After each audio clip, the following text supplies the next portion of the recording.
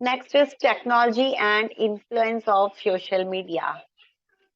Reels देख के आजकल लोग अपने रिश्तों को चलाने की कोशिश करते हैं, दैट इज वेरी रॉन्ग।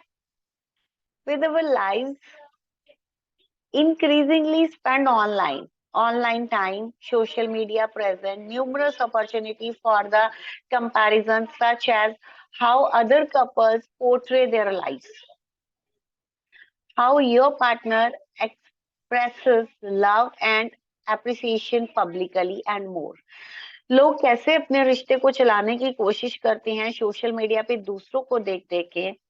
अगर आपके किसी फ्रेंड ने अपनी यहाँ पे लेडीज का एग्जांपल देती हूँ, अगर आपकी किसी सहेली ने इंस्टाग्राम पे या किसी भी सोशल मीडिया पे अपने हस्बैंड के साथ बहुत अच्छी सी एक रोमांटिक पिक्चर्स डाल दी, उससे कुछ पोस्ट डाल दी, मेरा हस्बैंड मेरे लिए ये कर रहा है, वो कर रहा है एंड ऑल स्टफ, तो उस लेडी की भी ये डिजायर होती है कि उसका हस्बैंड भी उसके लिए ये सब करे।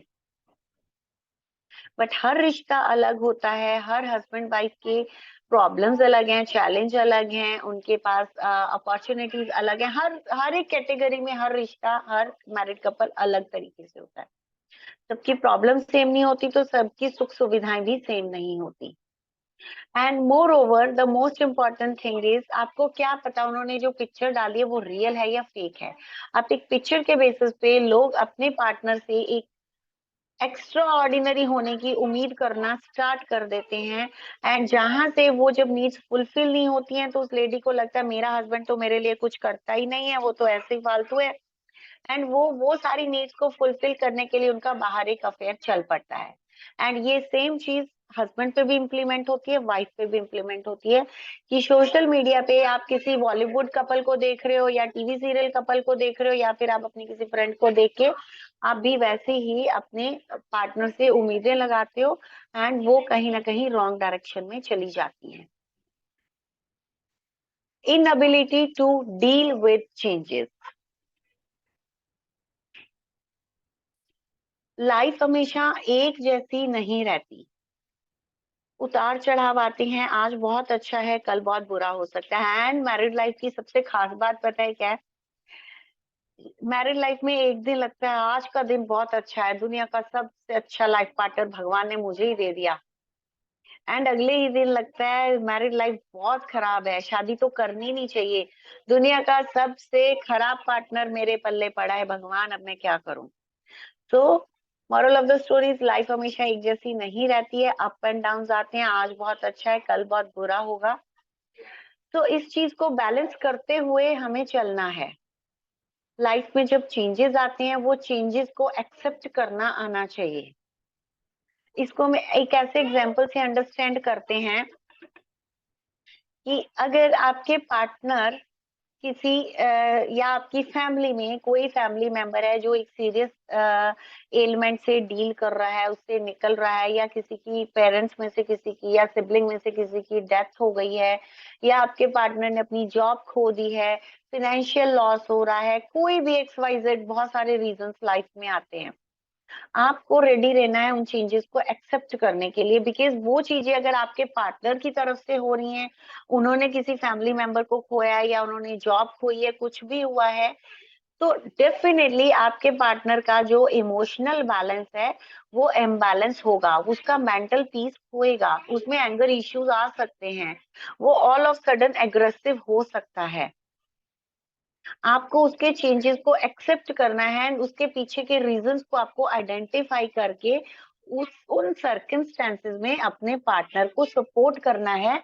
ना कि आपको वो सर्कमस्टेंसेस में ये डिसाइड कर लेना कि मेरा पार्टनर तो अब खराब हो गया है, वो किसी बात को सुन नहीं रहा है, समझ नहीं रहा है, उसको अपनी ही पड़ी है, एंड वहां से आप सेपरेशन का डिसीजन ले लो। या समटाइम्स ऐसी सिचुएशन आती है कि आपका पार्टनर को नहीं समझ में आ रहा क्या करना है। वो बहुत बारी हस्बैंड्स की तरफ से ऐसा होता है, वाइफ को बोल देते हैं तू निकल जा हमारे घर से, तू चली जा। और वाइफ क्या करती है, बैग उठा के चली जाती है और फिर बोलती है कि उसने मुझे घर से निकाल दिया, मैं वहां जाऊंगी नहीं, एंड अब तो सिर्फ सीधा कोर्ट में मिलेंगे। तो ये एक या दो सिचुएशंस को देखते हुए आप जब ऐसे डिसीजंस लेते हो, वो कहीं ना कहीं आपकी मैरिड लाइफ को रॉन्ग करते हैं। एंड जब आप ये ऐसी चीजें कर रहे हो, तो आपका पार्टनर कहीं और इंडल्ज हो सकता है, या आप भी हो सकते हो अपने पीस ऑफ माइंड के लिए। Financial pressure and desire of hi fi life. बहुत सारे केसेस में ये होता है कि एक पार्टनर है, उस पे फाइनेंसेस को लेके बहुत ज्यादा प्रेशर आ रहा है, वो बैलेंस नहीं कर पा रहा है, एंड वहीं पे दूसरा पार्टनर है, उसकी ये डिमांड रहती है कि मुझे मेरा खर्चा पूरा मिलना चाहिए, मेरी डिमांड्स पूरी होनी चाहिए। एंड ये केसेस में ज्यादातर होता है फाइनेंशियल का जो प्रेशर आता है ना, वो हस्बैंड पे आता है। एंड हाई फाई लाइफ के जो डिजायर होती है वो ज्यादातर केसेस में वाइफ की होती है। वाइफ इज लाइक कि मेरी सारी नीड्स पूरी होनी चाहिए, मेरे को मेरे पेरेंट्स ने जैसे रखा था तुम भी वैसे ही मेरी सारी नीड्स पूरी करो, मेरे को जो चाहिए वो लाना पड़ेगा, मेरे को एक्सपेंसिव हॉलीडेज लाने पड़ेंगे, कुछ भी रीजंस होते हैं, कुछ भी डिजायर्स हो सकती हैं। एंड हस्बैंड पे प्रेशर आता रहता है कि मेरी सैलरी 50,000 है एंड वाइफ का खर्चा 1 लाख का आ रहा है, तो कैसे वो मैनेज करेगा। अब अगर हस्बैंड से वो चीजें मैनेज नहीं हो पा रही हैं, वाइफ को कोई और ऐसा इंसान मिलता है जो उसके खर्चे उठा रहा है, तो वो वहां पे इंडल्ज हो जाती है। This is the cause of infidelity. And sometimes husband manage नहीं कर पा रहा है खर्चों को, एंड वाइफ की डिमांड्स बढ़ती चली जा रही हैं, एंड हस्बैंड बाहर किसी के साथ अटैच हो जाता है जो उसको अंडरस्टैंड करे, जो उसकी बात को सुने समझे और उसको सपोर्ट करे। दोनों ही रीजंस में हस्बैंड और वाइफ दोनों के एक्स्ट्रा मैरिटल अफेयर होने के चांसेस रहते हैं। Next is career advancement. Career बनाना है, करियर में ग्रो करना है, सक्सेस लेनी है, बट वो सक्सेस का रास्ता कितना सेफ होगा, कितना सही होगा, बहुत बार लोग ये चीजें करियर को बिल्ड करने के जो एक रेस है ना, भूल जाते हैं उसमें। वो फिर कुछ रॉन्ग चीजें भी करते हैं अपने करियर की ऊंचाइयों पे जाने के लिए, अपने गोल्स को अचीव करने के लिए, और वो रीजंस होते हैं एक्स्ट्रा मैरिटल अफेयर के। एक पार्टनर कहीं और अफेयर चलाता है ताकि वहां से समटाइम्स ये बहुत सारे केसेस में हमने देखा भी है कि बॉस के साथ अफेयर हो रहा है ताकि बॉस प्रमोशन दे दे, या किसी क्लाइंट के साथ अफेयर हो रहा है कि वो क्लाइंट उनको डील करवा दे या वो उनका डील ले ले। XYZ ऐसे बहुत सारे रीजंस होते हैं जिनकी वजह से करियर की एडवांसमेंट को लेते हुए लोगों के एक्स्ट्रा मैरिटल अफेयर्स होते हैं। एंड जब इतना समटाइम्स दूसरा इसका जो बहुत बड़ा रीजन होता है, करियर के पीछे एक इंसान इतना वो चलते जा रहा है कि उसको अपना गोल लेना ही लेना है, उसको पर्टिकुलर पोजीशन पे जाना ही जाना है, वो अपने करियर में इतना इन्वॉल्व हो जाता है कि उसके पास अपने पार्टनर के लिए टाइम ही नहीं होता।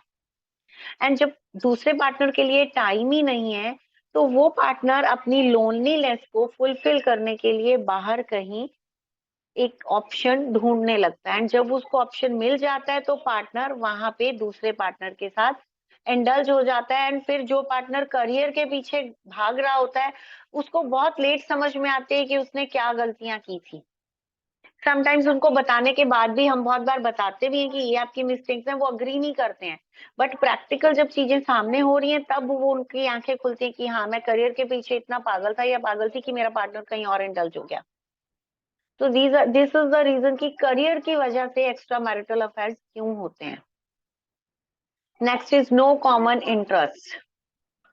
If you have nothing in the common with each other, you will eventually get absorbed in the pursuing your own divergent interest। अगर आप दोनों के बीच में एक कॉमन इंटरेस्ट एरियाज नहीं है, तो एक टाइम के बाद दोनों अपने अपने इंटरेस्ट को फॉलो करने लगते हैं। फॉर एग्जाम्पल, वाइफ का इंटरेस्ट है कॉफी पीने में, हस्बैंड का इंटरेस्ट है चाय पीने में, बट दोनों कभी भी अपने इंटरेस्ट को मैच नहीं करते कि चलो सुबह में हम चाय पी लेते हैं, शाम को कॉफी पी लेते हैं। दोनों अपनी अपनी जगह पे स्टिक रहते हैं, this is my interest area and this is my interest area. And जब ये दोनों चीजें मैच नहीं करती हैं, तो उनको जब बाहर कोई अपॉर्चुनिटी मिलती है, तो दोनों ही वहां अट्रैक्ट हो जाते हैं जहां पे उनको अपने इंटरेस्ट के लोग मिलते हैं। एंड फिर वो इसको नाम देते हैं कि हम दोनों की कंपैटिबिलिटी नहीं थी, एंड मैं अभी जिसके साथ अफेयर में हूँ उसके साथ मेरी कंपैटिबिलिटी है। एंड कंपैटिबिलिटी होती नहीं है कभी भी दो लोगों में, स्पेशली हस्बैंड वाइफ में कभी भी कंपैटिबिलिटी या इंटरेस्ट एरियाज मैच नहीं करते हैं।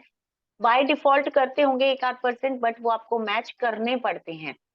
समटाइम्स वाइफ हस्बैंड के इंटरेस्ट को अडॉप्ट करे, समटाइम्स हस्बैंड वाइफ के इंटरेस्ट एरियाज को अडॉप्ट करे, तभी मैरिड लाइफ अच्छे से चलेगी, अदरवाइज एक्स्ट्रा मैरिटल अफेयर्स होते रहेंगे।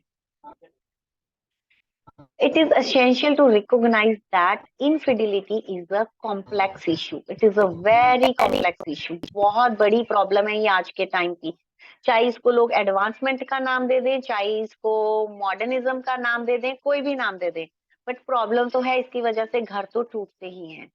एंड इसको टाइमली एड्रेस करना, उन प्रॉब्लम्स को खत्म करना बहुत जरूरी है।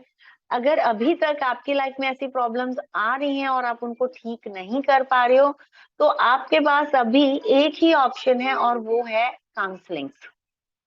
एक्सपर्ट्स की हेल्प के साथ ही आप अपने पार्टनर को इनफिडिलिटी से बाहर ला सकते हो, या आप खुद इनफिडिलिटी से बाहर निकल सकते हो। खुद से इस दलदल से बाहर निकलना पॉसिबल नहीं होता, क्योंकि अगर खुद से निकलना पॉसिबल होता तो शायद आप इनफिडिलिटी की तरफ जाते ही नहीं। कुछ तो वहां पे प्लेजर था जो आपको वहां खींच के लेके गया, और उस प्लेजर को कैसे ब्रेक करके बाहर निकलना है वो आपको एक्सपर्ट ही बता सकते हैं। This is all from my side.